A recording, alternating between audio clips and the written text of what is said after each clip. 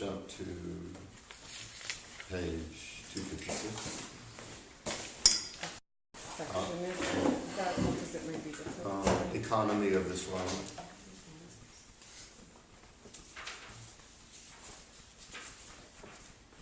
It's about 7 or 8 pages from the end.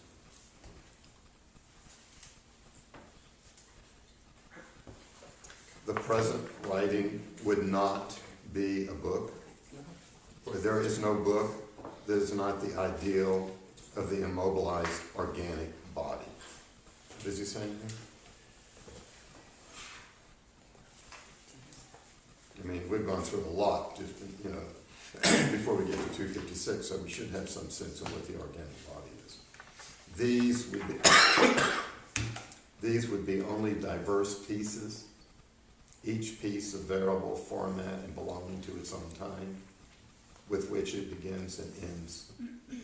Pieces which might or might not find their place, here or there, or rather, subject here and there to the incandescence of the rotating bar.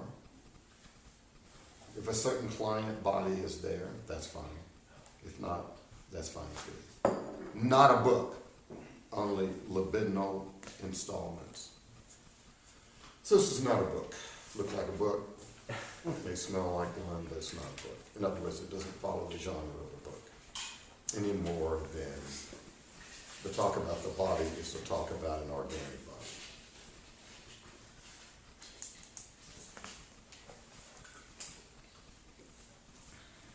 Is this in reference to the band, the movie strip, the cut up body or whatever? Is that what he's referring to here? Exactly. Using this as a metaphor?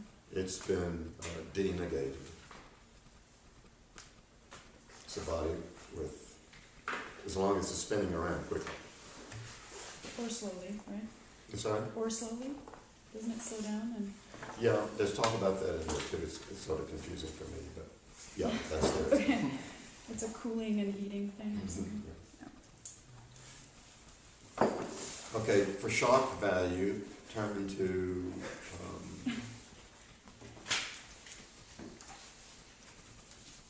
the next paragraph. Any of the next paragraph.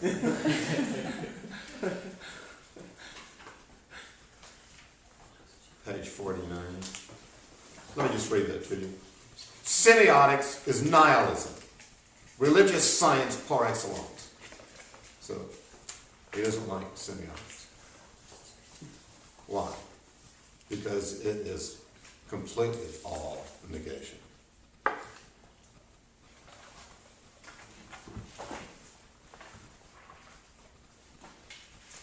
Page 50, 51.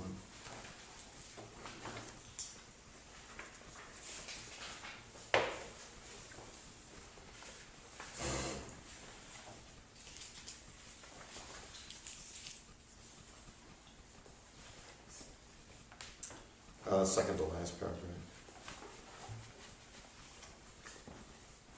We must first grasp this. Signs are not only terms, stages, set in relation and made explicit in a trail of conquest. They can also be indissociably singular and vain intensities in Exodus. Is it a question of another kind of sign? Not at all.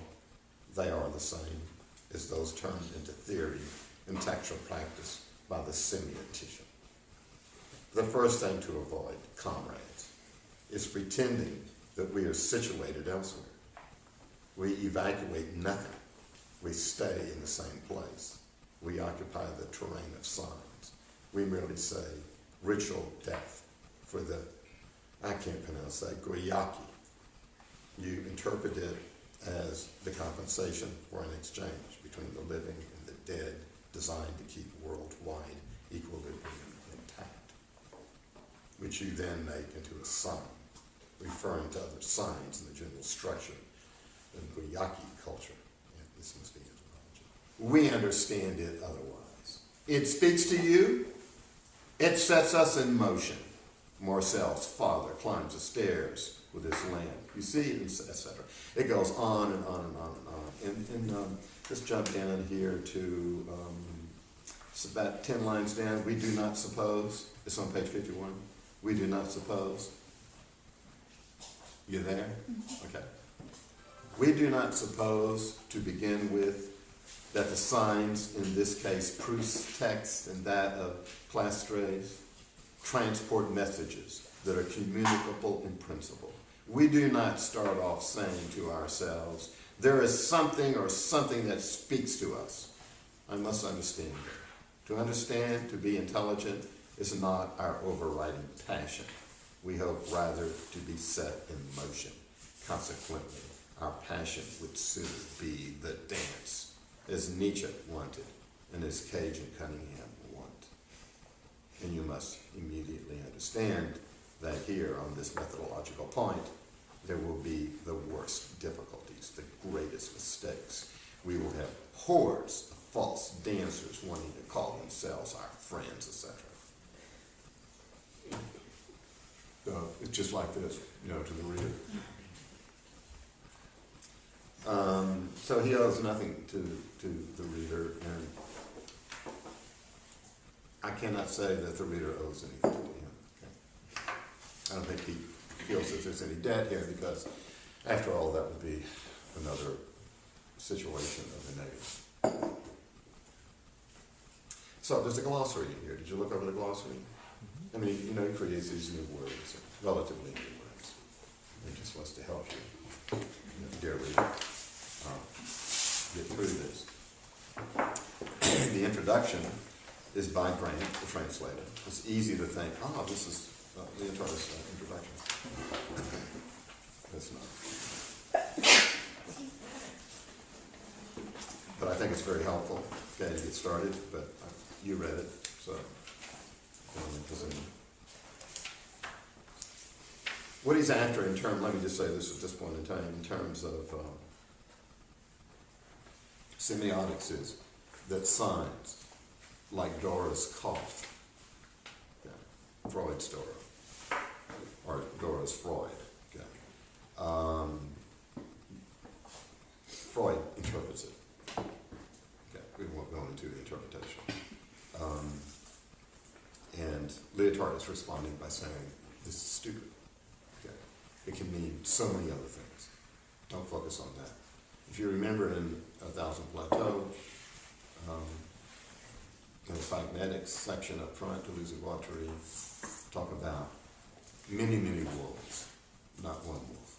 Okay? Again, psychoanalysis, pointing to Freud again, about the so-called wolf mate, Serge G. What's the letter of the alphabet? So he is of royalty, I think. Serge, whatever that.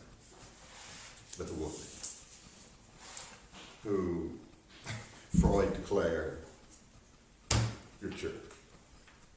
And then the wolfman ends up with a portfolio of some of the greatest psychoanalysts for the rest of his life. It's hilarious. And it becomes a kind of entertainment. You can see it beginning, he hit LA, years ago.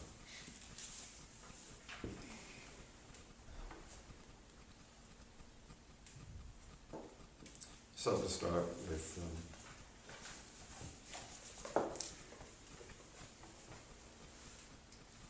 the great ephemeral skin. Skin as in film. Film, see the end up here. Bottom of it. Opening the libidinal surface. What we have basically here is the human body. It appears to be a male body because it has a penis, but that doesn't mean it's a male body. As soon as it is denegated, it will have no sex. It'll be all sexes. Okay. So let's just read it, the opening section. There's going to be a lot of reading of this, and I think that the only way you can get a sense of a sense, and let's now flash back to Roland Barthes, who talks about the three senses, or three meanings, right? You know this piece where he talks about there is the meaning of information, meaning, the symbolic meaning, and then there's this another third, right? meaning, which is obtuse. It's very rare. And you can find in a still, you know, in a film, one still is, what is it, 24, reality is 24 slides, so stills per second. You can find them there, and he does in Bart in Potemkin, Battleship Potemkin. And they open up these images, point to, this is Barth, okay, a new politics. Did you say this is a, you said this is a male body? Because I see majora and labia minora. Yeah, it was a That penis here confuses too. me. Yeah, so it's mixed. It's going to, as he opens it up, it becomes, as I said, mixed. And then you don't talk about sex anymore, of this body. Anyway, so we're going to talk about an obtuse sense. Okay. Now, how do we understand an obtuse sense? You know, when Barth is talking about it and giving us this exposition of what he thinks it is, I can't see it. Okay. I mean, in the over context, I can sort of see it, because he's talking about a coming community. And he's talking, this is really odd, and he's talking about the people, certain people in these stills are lovable. Now, where have you heard that before? Giorgio's The Coming Community. Where he's picking up on it. He doesn't have to cite it. We can all steal from each other. I steal from Giorgio. So, why did I mention that? Again, we're going to read this stuff, and I think it's the only way.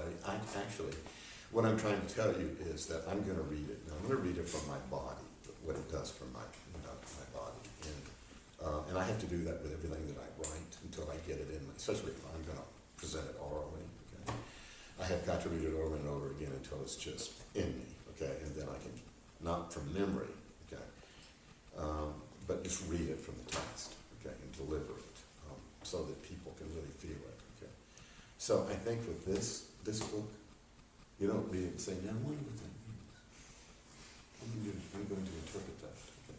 Because there are no interpretations here, according to him, but we're rotten with perfection, and we want to know what the hell is he doing? Okay? So we will, nonetheless, try to interpret it. So some things at a very gross level seem to be fairly clear, okay? When he's talking about the theater, the pagan theater, and the religious theater, or something, and a lot of our architecture. So I would suggest to you, when you go back for lunch, after you eat, you go to your room, just start singing it out, okay? To get a sense of it. It would be great, you can hear all these different rooms, different points in the books. Go outside, Nora. From the balcony. Try to do the balcony. Open the so-called body, it spread out all its surfaces, not only the skin with each of its folds, wrinkles, scars, with its great velvety planes, and contiguous to that, the scalp and its mane of hair, the tender pubic fur, nipples, nails, hard transparent skin under the heel. The light frills of eyelids, set with lashes, but open and spread, expose the labia majora. So also the labia minora, with their blue network bathed in mucus. Dilate the diaphragm of the anal sphincter, longitudinally cut and flatten out the black conduit of the rectum, then the colon, then the caeum. I can't say that word. Say it for me. Cecum. Oh, cool. Now a ribbon with its surface all striated and polluted with shit, as though your dressmaker's scissors were opening the leg of an old pair of trousers. Go on, expose the small intestine's alleged interior. The jejunum, the ileum, the duodenum, or else, at the other end, undo the mouth as at its corners. Pull out the tongue at its most distant roots and split it. Spread out the bat's wings of the palate and its damp basements. open the trachea and make it the skeleton of a boat under construction, armed with scalpels and tweezers, dismantle and lay out the bundles and bodies of the encephalon, and then the whole network of veins and arteries intact on an immense mattress, and then the lymphatic network. And notice the parataxis all the way in, and all the way through this passage, and the fine bony pieces of a wrist, the ankle.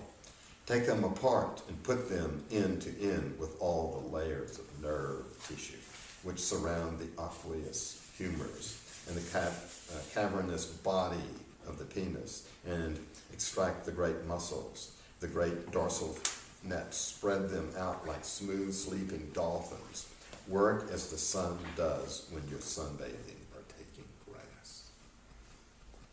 What? Work as the sun does when you're sunbathing. And this is not all, far from it. Connected onto the lips, a second mouth, is necessary a third, a great number of other mouths, vulvas, nipples, and adjoining the skin of the fingertips, scraped by the nails. Perhaps there should be huge silken beaches of skin taken from the inside of the thighs, the base of the neck, or from the strings of a guitar. And against the palm, all latticed with nerves and erased like a yellow leaf, set potter's clays, or even hard wooden handles encrusted with jewels, or a steering wheel, or a drifter's sail, are perhaps required. Don't forget to add to the tongue and all the pieces of the vocal apparatus, all the sounds of which they are capable, and moreover, the whole selective network of sounds, that is, the phonological system.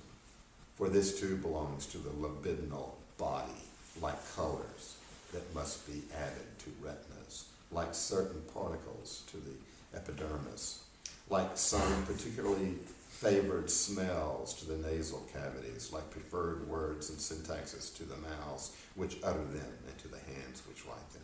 It is not enough, you see, to say, like Belma, that the fold in the armpit of the child, dreamily intent, her elbow on the table, and chin on her hand, could count as the folds of her groin, and even as the juncture of the lips of her sex. The question of counting as, don't urge us to ask it, for less to resolve it. It is not a part of the body. Of what body?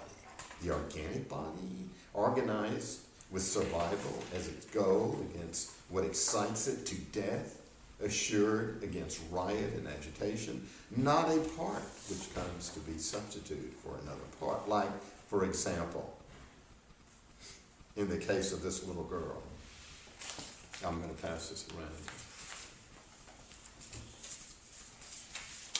This is the drawing. In the case of this little girl, the fleshiness of the arm for that of the thighs, and its faint fold for the vaginal slit. It is not this displacement of parts recognizable in the organic body of political economy, itself initially assembled from differentiated and appropriated parts, the latter never being without the former, that we first need to consider. Such displacements, whose function is representation, substitution, and presupposes a bodily unity upon which it is inscribed through transgression. This is the body politic before it's cut. Then it becomes, the organic body politic, which is the metaphor, that's been handed down for years. It's a body. And you want the body to work all together, all the arms, the legs, eyes, everything. Okay, they have to be in tune with each other. They have to be healthy and so on. And there are all kinds of attempts to represent the body. Okay, the representation of the body. This is it. This is what it really looks like in anatomy and so on. Okay. So he's got to get rid of that. Okay. Because what he's talking about is politics, the body politics. Okay. But again, this is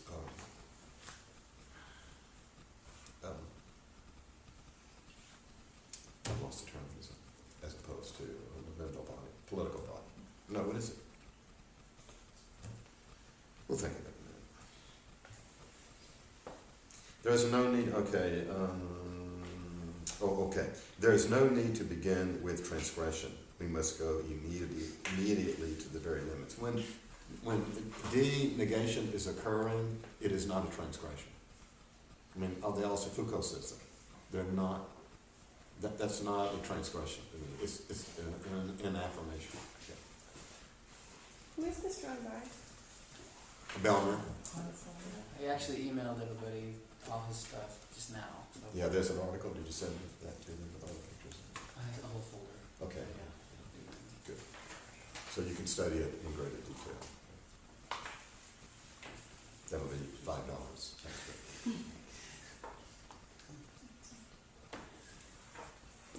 So perform the dissection of polymorphous perversion, Freud, right? Spread out the immense membrane of the libidinal body, which is quite different to a frame.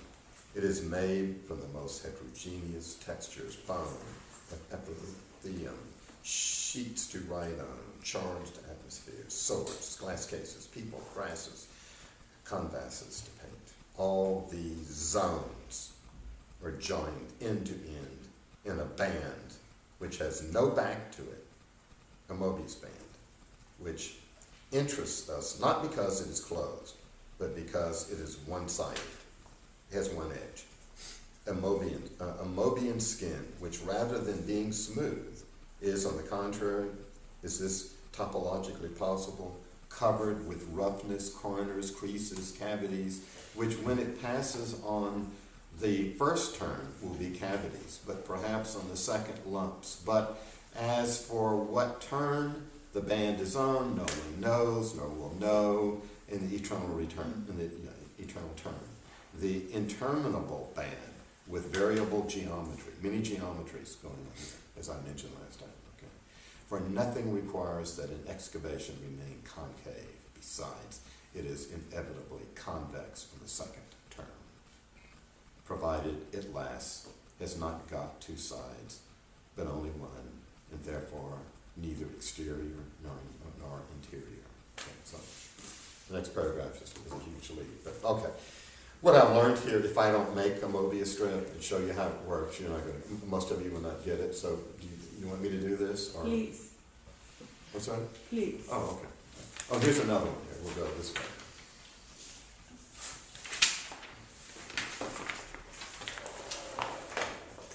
Have to bring my scissors.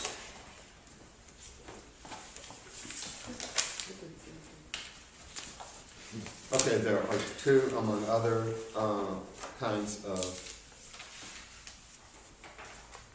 Mobius strips. They're called Mobius strips. Mobius is the person who developed it. It's from a branch of mathematics. You may already know all this. Called topology. T-O-P-O-L. So you can get a strip like this and draw a line down the middle. Okay?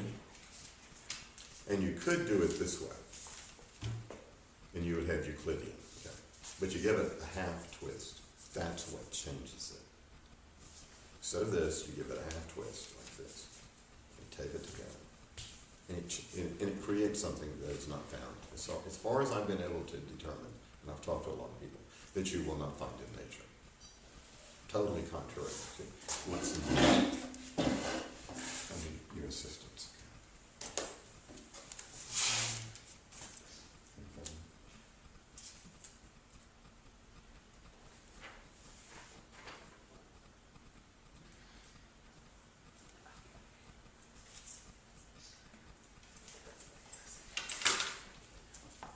Let's do it again.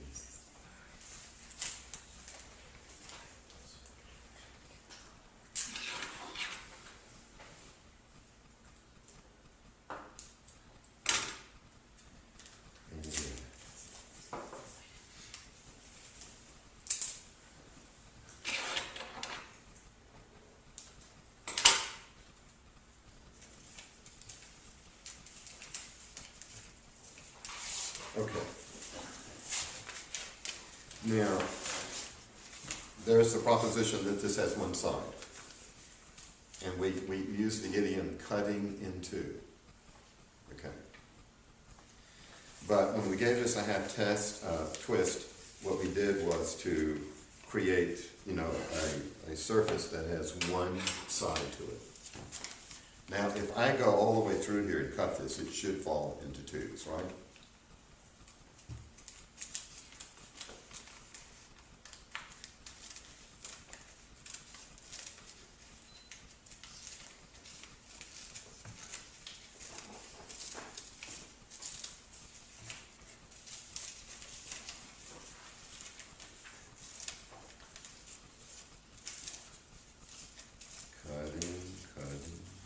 Okay, now we go. And so it didn't get cut in two, but it's no longer a Mobius strip. If you cut it in two, it'll go into two pieces now. Okay. Topologists, some of them dream of being able to make something, find a configuration that an engineer can find absolutely no application for. But a Mobius strip has been applied.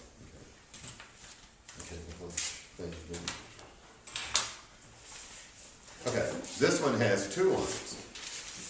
Down. A half twist.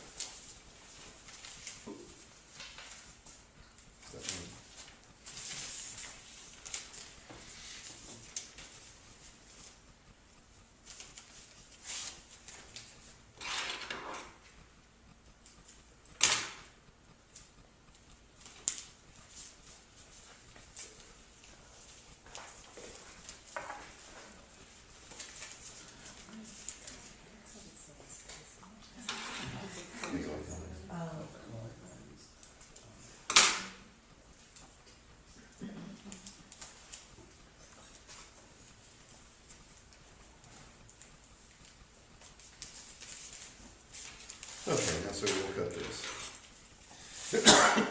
Among other things, what this explains is space is what? All that space out there in the sky can be curved. There's a half twist. Or it could be, because this explains how it could.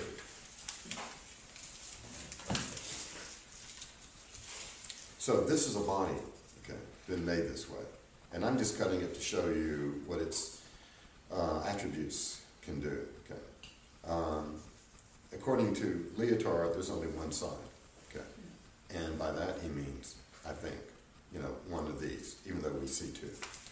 So what we see is not necessarily reality when we check it out.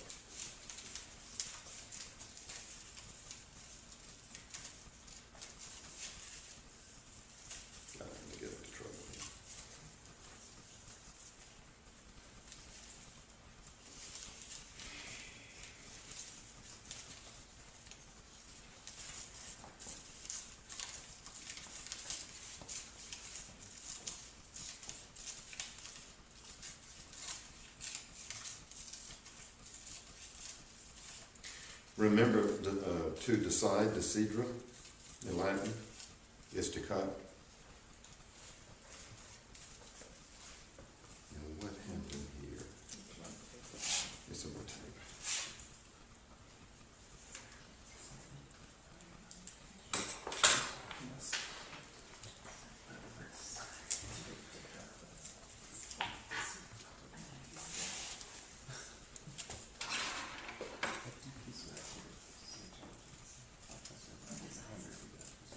So, okay, now we're getting the line.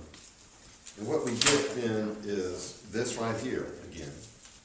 But this right here, what is this? A new Mobius strip. So we could project that you could do this for infinity. And you would continue to get one more of these around here hanging, okay, and another Mobius strip. So this can be used to illustrate what? This is compossibility with the two lines with a half twist. Okay. This demonstrates the possibility of, I'm going to mix the terms, compossibility. Okay. So we could have an infinite number of worlds that somehow or another are attached to each other. Okay. Now, the human body is set up in such a way, given capital, okay, that It's not a Mobius strip. It is. There's no half twist. Its properties are easy to identify and to place under negation. This is an act of denegation when you start creating other possible strips and worlds or whatever you wish, okay, metaphorically from that. There's a Klein jar. You perhaps have seen a Klein jar before, which is a jar, you know, like a vase, right, that has no inside and no outside. So it defies the notion of inside outside.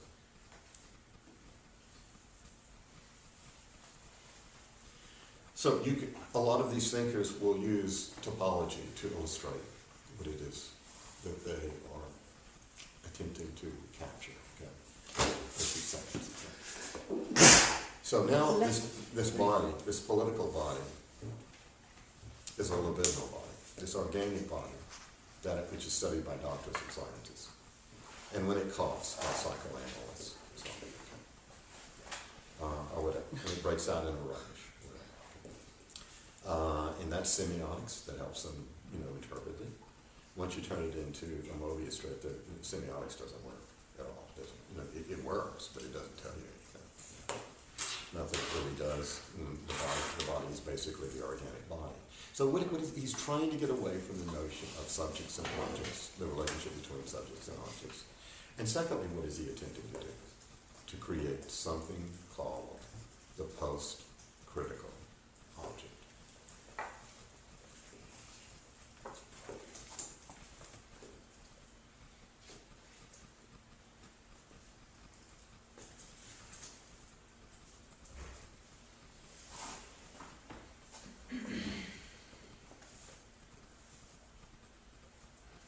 So then, if we think of this body as politics, it's, as a resource, it's based on the notion of a libidinal economy, because the body is polymorphously perverse.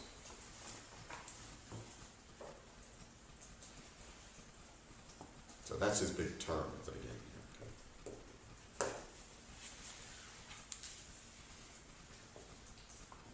Okay. Your thoughts?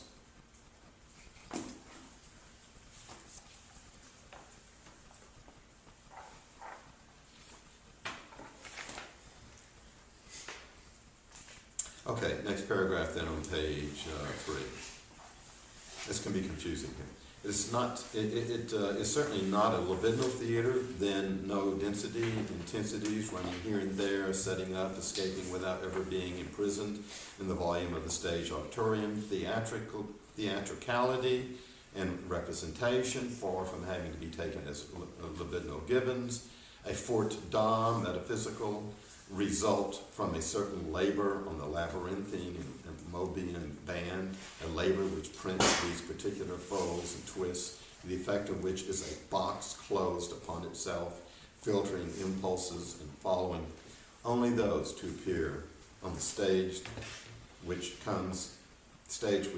come from what will come to be known as the exterior, satisfying the conditions of interiority.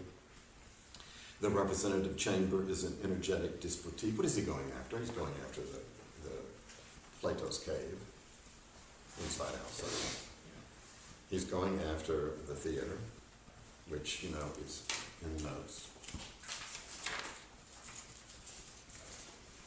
The Varro's pagan theatrics is taken over by Augustine, trying to clean them up. Okay. So you get two views of that. We'll get to that again. So he's trying to create something new here. This is like a second, not Genesis, but what? What is this? What can you call it? It's not.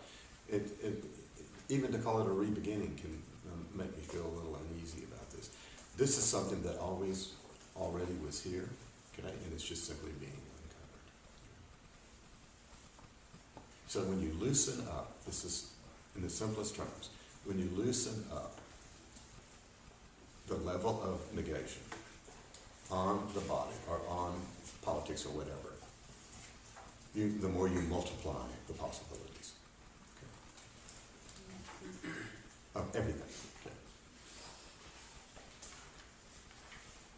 I mean, it's the body that is, churches want to control in some way or another. Right? too? Yeah. I'm just thinking about, I'm trying to like just mull this over in my head. So like this, like you said, the body of churches try to control. We want they would posit has an exterior and an interior. So there's a transcendence. What the interior should be like is the exterior, perhaps, or something like that, right? Mhm. So that the first term being cavities, the top of three, there would never be that no second term being lumps because we wouldn't ever be on that other. We'd That's right. always be on the exterior. That's right. We'd always be on the It's interior. totally flattened out. Right. Okay, so There's no never depth. never knowing the other side, because at least in this way, but in the libidinal account, the other side is the same side. Is that correct? Just say different times. Just in that time. Yeah, or movement. We're in that movement. Movement, right? There's no depth.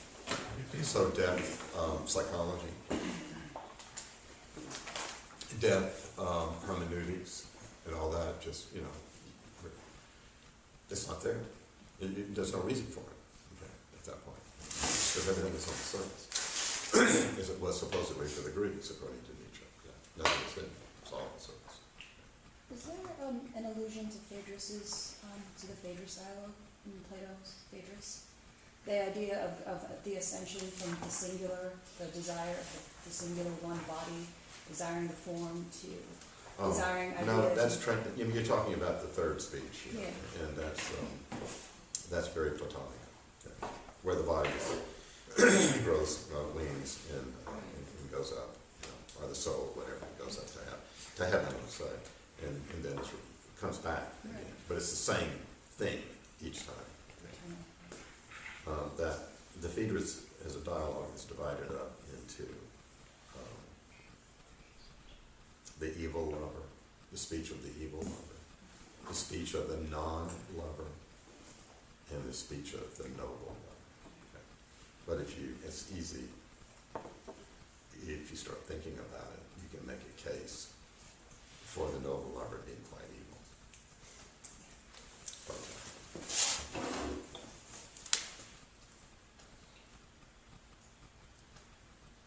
So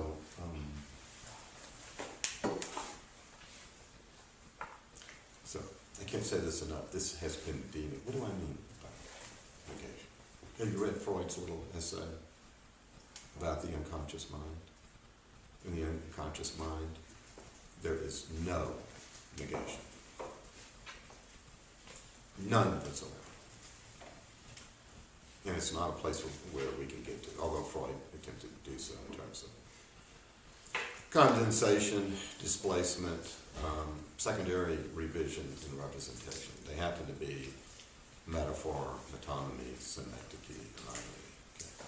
Those were his grammar, or the tropes for the unconscious mind. I'm sorry, I'm going to lose my voice, and clearly I'm probably coming down with something, so stay away from it. So, I mean, that's the grammar of the unconscious mind. So when you have a dream, let's say you're going to self-interpret, okay, then you use those principles to try to figure out what the dream might mean. But what you get is not the dream. What you get are stand-ins. Because the dream is not something that the symbolic can capture. It's like the real, okay, for Lacan. There's no way for it to be represented unless you do it through this other system. So you're left with some sort of message which does not tell you much. Okay? It just sort of helps you wonder what the world's going on. Now, the unconscious mind is where there is no negation. The body is filled with negation. And yet it is not.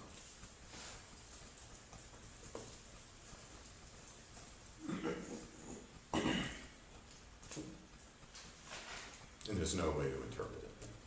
Don't try to interpret it. It's just what it's doing.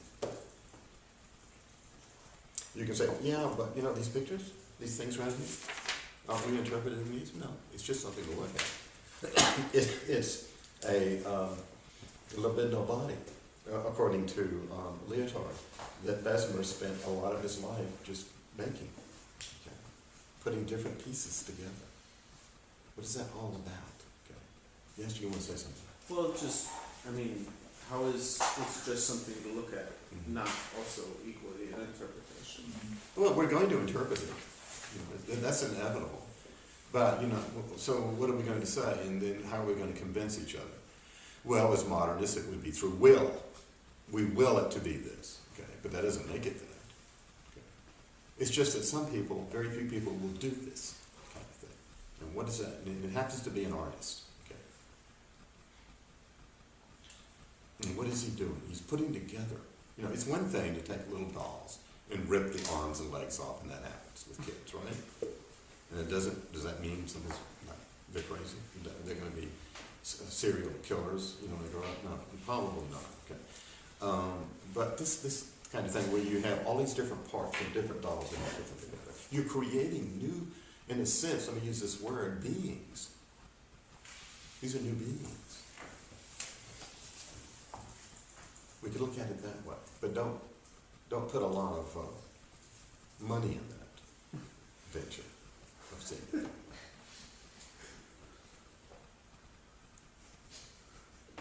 And money is shit. I mean, we know that. Make as much money as I can.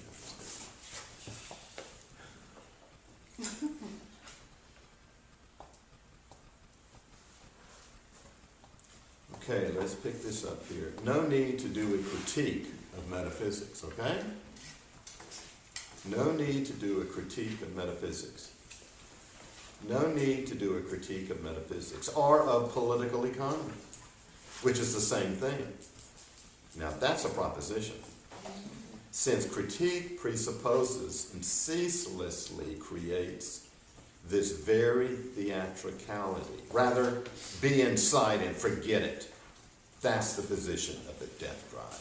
Describe these foldings and gluings, these energetic vections that establish the theatrical cube with its 6 homogeneous faces on the unique and heterogeneous surface.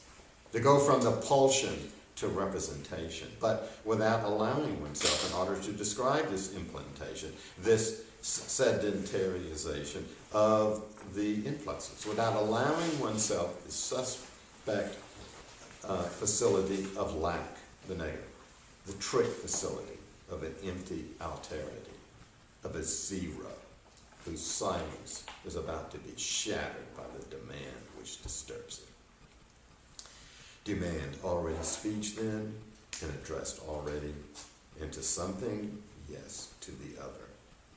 And by something which is therefore already able to speak, yes, whether in gestures, tears, fury, the infatuated suckling's torpor, interjections, as they say. So that with this trick of the demand of the zeros, silence, well, it remains only to inaugurate the theater in power and set them to work, the theater of power, where satisfactions will dupe the desire originating from the alleged lack itself. Quite the contrary. It is necessary. We will come to this later to describe the business of the cube, starting with the opened and exposed band of the libidinal body, courting to the unique face without verso, the face which hides nothing. This bit about the face, he's pointing to the faces he's going to be talking about soon.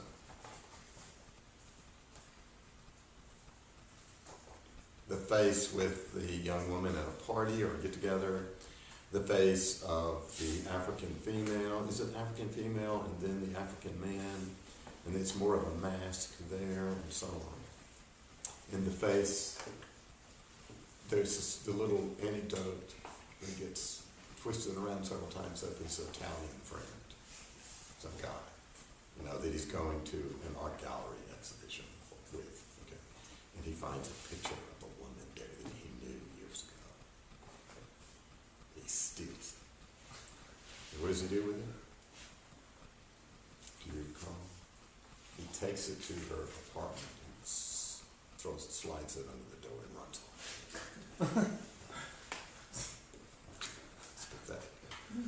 And a few weeks later she calls and said, "Did you leave that picture there?" And that's all we know. What are those little stories about? What do you do with them? You don't interpret them, but how do you live with them?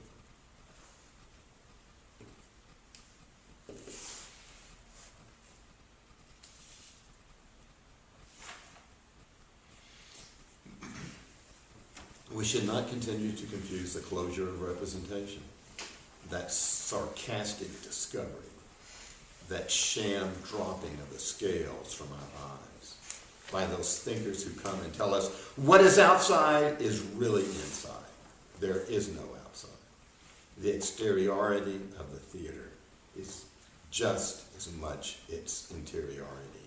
Don't mix up this sad piece of news, this ka angelism, which is only the other side of evangelism. This wretched news that the artifact bearers running along their little wall behind the backs of slaves who are bound and seated at the bottom of their cave do not even exist, or what amounts to the same, that they themselves are only shadows in the cave of the sunlit world. Reduplication of sadness. Don't go confusing this crestfallen message with this representation of an entirely closed theater with our Mobian labyrinthine skin. So what is he saying? Don't confuse this cave, this allegory of the cave that Plato gives us in the Republic, okay, with the Mobian labyrinthine skin, single-sided patchwork of all the organs, inorganic and disorganized, which the libido can traverse. For however well it is closed upon itself, it too, like a good Mobius band, is not at all closed in the sense of a volume. It is infinite, and contrary to the representative cube, intensities run in it without meeting a terminus, without ever crashing into the wall of an absence, into a limit. See, there's no negation, which would be the mark of a lack. There is nothing the libido lacks in reality. Nor does it lack regions to invest. The slender, remember, this is the libido in the body, all on the surface of the body, in the body itself, okay? If we can say in, okay? The slender, all across the surface of the body. There is nothing the libido lacks in reality, nor does it lack regions to invest. And then look, a semicolon, no, it's just a comma. The slender, very dark finger of her left hand, which, in a conversation, the young woman, anxious because she is afraid of what she believes to be your erudition, passes over her eyebrow, while in the other hand she pulls out a cigarette. Here is a real region to invest. One can die for it. One can give all one's organicity, one's ardent body, one's functional arrangement of organs, one's memory of organs, one's socio-professional status, one's supposed past and one's supposed future, one's agenda and one's intimate theater. One can feel like paying very dearly, exorbitantly for this finger, which is like an engraver's stylus in the whole orbital space, cranial, vaginal, and it engenders around the eye. And it is not because it is prohibited that it is invested, not because it is represented, because a stage set, and because one hasn't the right to climb onto the stage, but because one desires to climb up there and seize it, the finger. The libido never fails to invest. It repeats that in the middle of the sentence. It's talking about this woman's finger. Doing what? Yes, doing this. Or this. Be careful when you do that. It's a lesson for today. But also the cigarette, okay? Like the gestures are talking. What gestures talk? We know that, Victor, but he is giving this event as an expression of the libidinal economy. But more important than what the woman is doing is the person who is seeing that would die for it, would lose everything for it. give everything for the finger. Okay?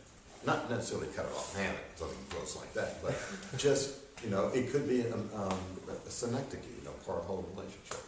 The finger is part of that, of the whole woman, and maybe whatever the woman represents for him, it's something that, if it's a male, it doesn't have to be a male. It can be two females, two males, whatever. In this setting. But how truthful is this? Think of Wiener, who can't control himself. And just sits out there. And is going to throw everything away. He's an American Congress. Just throw everything. You like Wiener. His name is Wiener. Wiener is a whole different. Well, it resonates. If you're a weenie, you're going to be a weenie.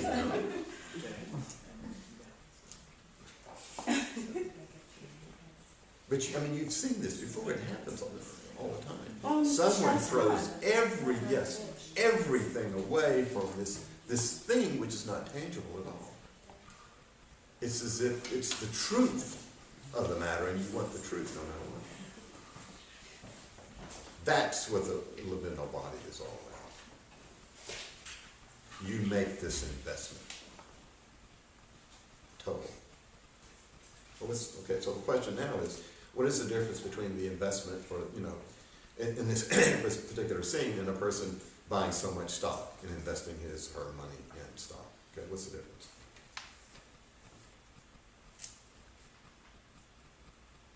Well, the person buying stock, sorry, No, go ahead. Go ahead. the person buying stock plans on a particular kind of return, whereas, so if you're buying stock, you're not buying stock.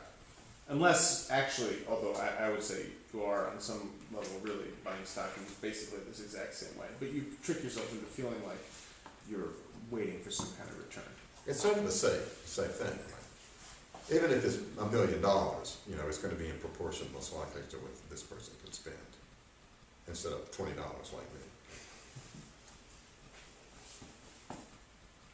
Natasha? Well, I was thinking that it had to do with the affect, I guess, the materiality of that, this idea of the feelings and desires, or however he phrases it, that it's based on that. That's why you invest. That's why you slow down, so to speak, and stop moving and make that investment. It is an effect, yes. Remember, he referred to it as in Just Gaming as the book creates effects. This creates should create one effect after another, and affect as well. But Simi makes a distinction between emotions and affect. What is that? In the Fable book? Okay. Emotions are conscious. Affects are not. In fact, you can draw a pretty good analogy between affects and ideology.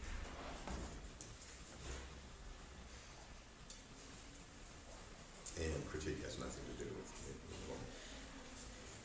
It's worse than it's less than a Band-Aid, like a huge one.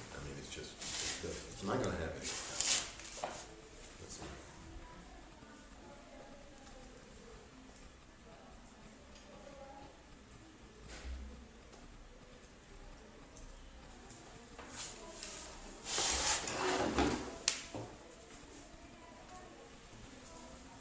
To me, part of the difference is that I'm thinking of, like Ira was saying, this notion of invest without condition. Is it just?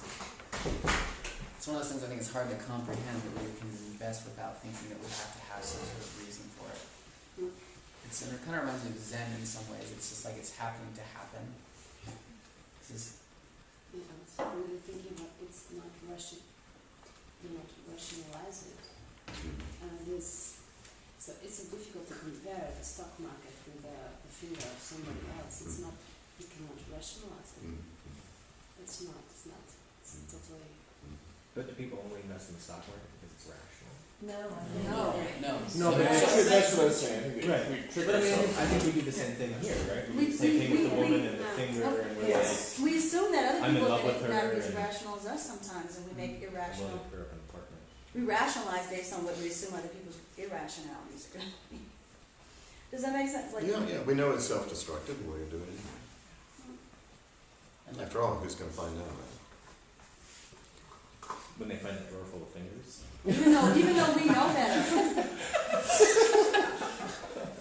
but like you were saying, that we might even romanticize this, which would be taking it out of its As invested libidinal. without a condition. Yeah, but no longer be libidinal if we romanticize this and made it, oh, this is what we should be like, or like rather just allowing it. I don't know how to talk about it without taking it out of its libidinal investment. Well, I mean, I think the affect emotion split works really well. It's like about the conscious, or I mean, you could think about it even in kind of Derridian terms, right? It's like the being able to cognize a thing, like being able to cognize the libidinal starts taking it out of that. You know? We start putting the mark on it. And we start. There's this study, and it's kind of related to the idea of cute, right? And that there were 3 animals: slow loris, a cute kitten, a baby kitten, and a polar bear. And you had to rate them based on which one you thought was the cutest, which one you thought other people were the cutest.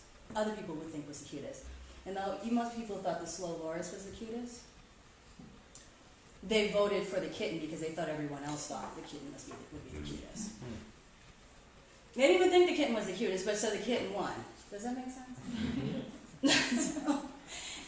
Yeah, it's human beings. Right.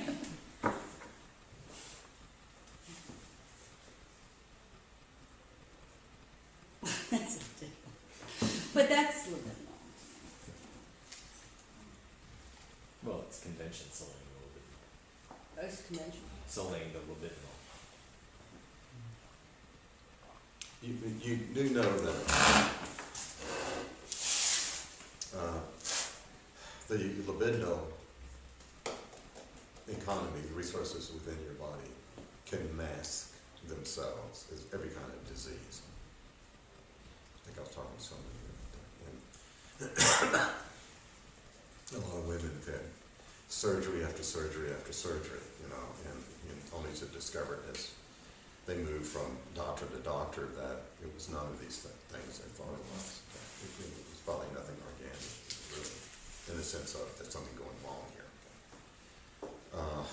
Lupus is that way, the disease lupus, which is mostly for women, and men can have it as well, and it masks itself. So, as an analogy, just to get sort of a glimpse of what's going on, you can keep that in mind. The energy of your libido all across your body and all the layers of your body is expressing that. That's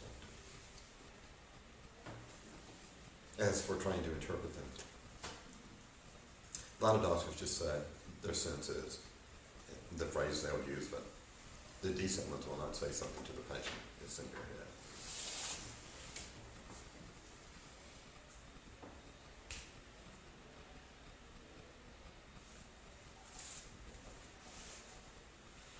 But let's remind ourselves that the body as it is all surface.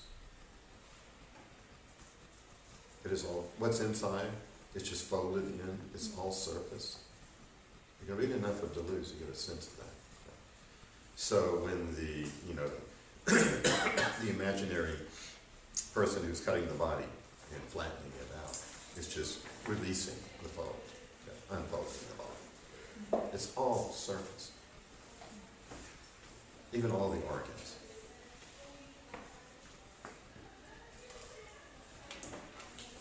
So there's no depth to it.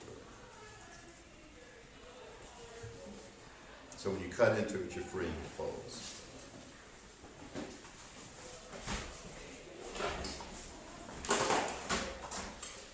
Earlier, this whole thing about the zero, the great zero and so on. This is, what's the great zero? Negation. Negation. Well, It's like Plato's ideal forms.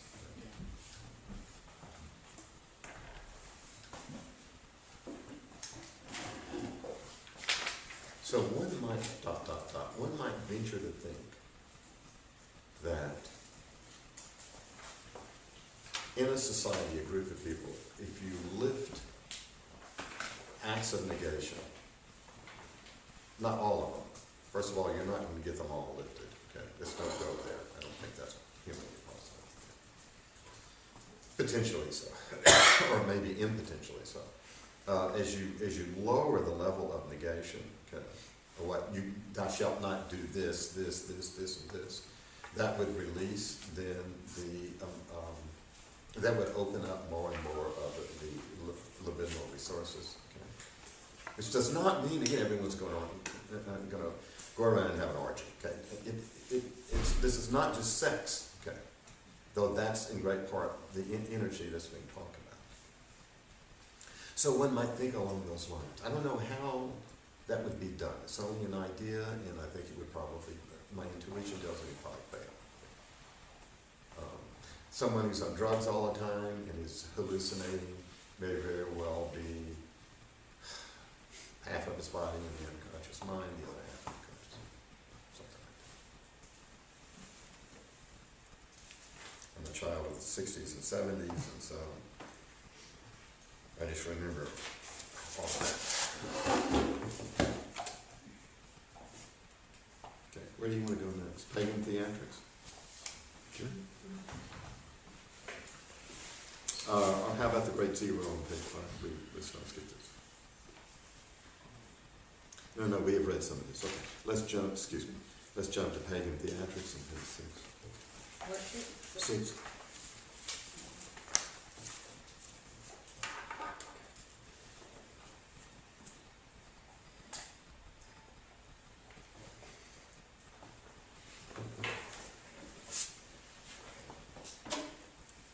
One of the things that he says on page 6, we desire the atheism of the libidinal band, and if it cannot be critical, that is to say religious, then it must be pagan, that is to say affirmative. The pagan would, as he's trying to develop the idea here, is all affirmative, affirms everything. What can't you affirm? What can't you laugh at, etc.? That's a question. Yes? I've been thinking of the word investment, and it means to dress up, to put clothing on, or to but in Spanish we use the same word for inversion. The word investment means also to invert. Mm-hmm. And I think that what is happening here, this comes up, the libidinal desire, the desire that is embedded in the libidinal economy, makes us invert. Mm-hmm. And everything that could be negative is at the same time affirmative. Mm-hmm. So when you invest, you really invert. Mm-hmm. I don't know if that makes sense. Well, libido is discussed in terms of investments, yes, when people do talk about it. But then it turns into inversion. Mm-hmm. It switches. It Mm-hmm. unfolds, folding again into another way. Mm-hmm. Because in the last... Maybe that's an act of affirmation. Pardon? Maybe that's an act of affirmation. An act of affirmation by returning the negative into affirmation. Mm-hmm. And the negative in moving from investment to, what was the other word you used? Invert. Invert, right, okay. Is that an act of affirmation? Would it? Yeah. Okay. And the last sentence, when he finishes with the eye, the stroke of the eyebrow, I think there's a beautiful word there that I don't know if maybe, because when he finishes, he says, "What does it matter? What causes the woman's shyness before us?" Well, but there's a shyness there, and I think that shyness is that other inverted way of seeing what is being shown. Mhm. It's affirming what precisely you would not show. Mhm. Question. Is this libidinal band and the flattening, is it at all related to Bataille's-based materialism, breaking the hierarchy, where golden shit are the same thing? And what's the last thing you said? Bataille's. Base materialism, Mhm. where everything, there's no hierarchies and everything, it's all the same, it's all base material. Is that, It's a general economy. yeah, It's Is that related? referred to a restricted economy. All that comes from Hegel. Did I put that on the board? Bagel talk, bagel. I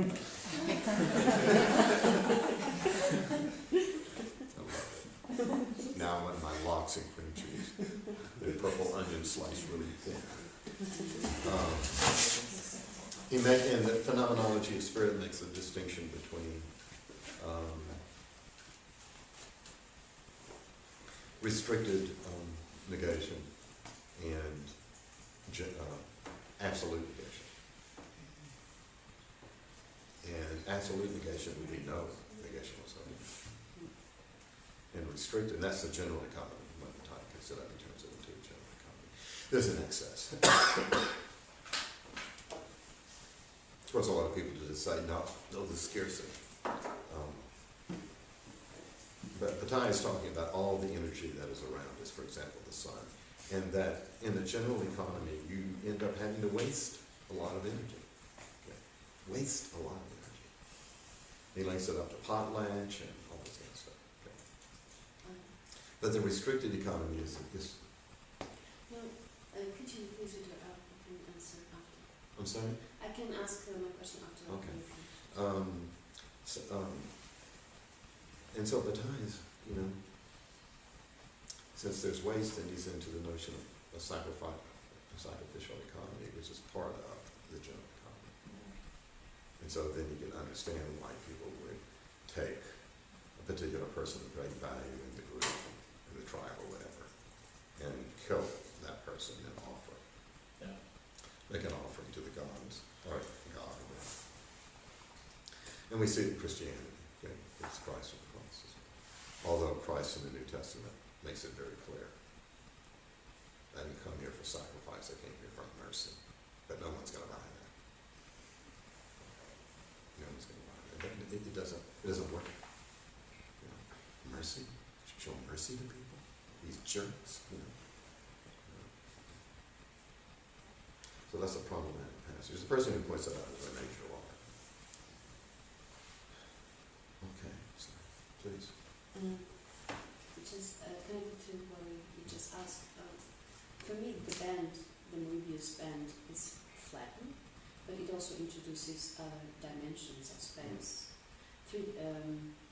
More than the Euclidean geometries, it introduces. So I cannot see it as flattened. I see it as it has movement. It has multiple spaces and dimensions. So I think it's hard to see it flattened. But I also don't know very much about Bataille's work. So Well, it's flattened to begin with. yeah, it's flattened to begin with. And then made into a Mobius strip. Yeah. And that moves around really, really fast. And there's a tension between tensors of developed words of tensors that we want to control. The faster it goes, and then it begins to slow down and so on. Okay? It can slow down and stop, and then you're in total negation at that point. Okay? But it becomes this, it's a band that's moving.